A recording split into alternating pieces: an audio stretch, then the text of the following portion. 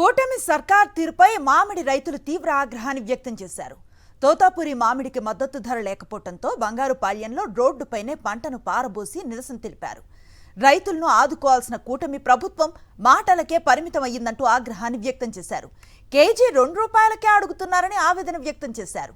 చంద్రబాబు సొంత జిల్లాల్లో రైతులకు తీరని అన్యాయం జరుగుతోందన్నారు. రైతులు ఇట్లా ఆత్మహత్యలు చేసుకుంటూ ఉంటే మామిడి వ్యాపారం మద్దతు ధర లేకుండా రైతులు ఆత్మహత్య చేసుకుంటే ప్రభుత్వమే కళ్ళు మూసుకొని ఉన్నదే సార్. రైతులను ఫస్ట్ ఆదుకోవాలి కదా సార్ ప్రభుత్వం.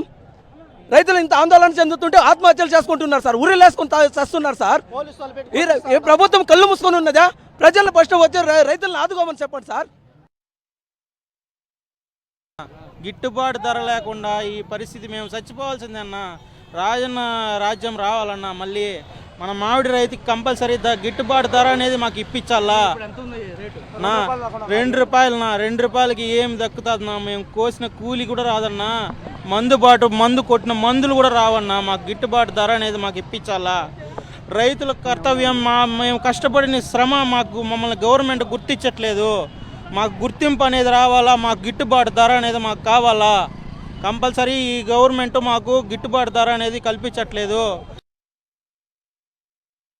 ఎన్నో ఇబ్బందులు పడి వచ్చేదానికి అడుగడుగున పోలీసుని పెట్టి ఈరోజు మమ్మల్ని ఇంత ఇబ్బంది చేసి మా కార్యకర్తను కూడా ఒక ఆయన కొట్టి తలబాది రక్తం వచ్చే గాయాలతో మేమంతా కూడా సైడ్కి వచ్చి జగనన్నతో పాటు మేమే ఒక సైన్యంగా ఉంటాం. పూర్తి నష్టపోయినారు. గ్రామాల్లో అభివృద్ధి లేకపోయినా ఆటంకాలు ఎక్కువ ఉన్నాయి, కానీ అభివృద్ధి వాళ్ళు తక్కువ ఉన్నాయి. వాళ్ళ అభివృద్ధి పైన చరచూపాలనే కానీ ఇటువంటి ఆటంకాలని చూసుకోవడం అనేది మంచిది కాదు మా అభిప్రాయం.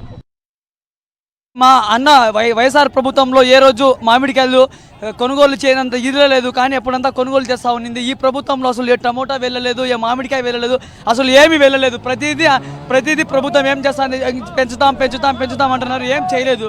ఎందుకు? ఈ ప్రభుత్వం వల్ల మాకు లాభం ఏంటి? ప్రతి విషయము మాకు అందుబాటులో జరగలేదు.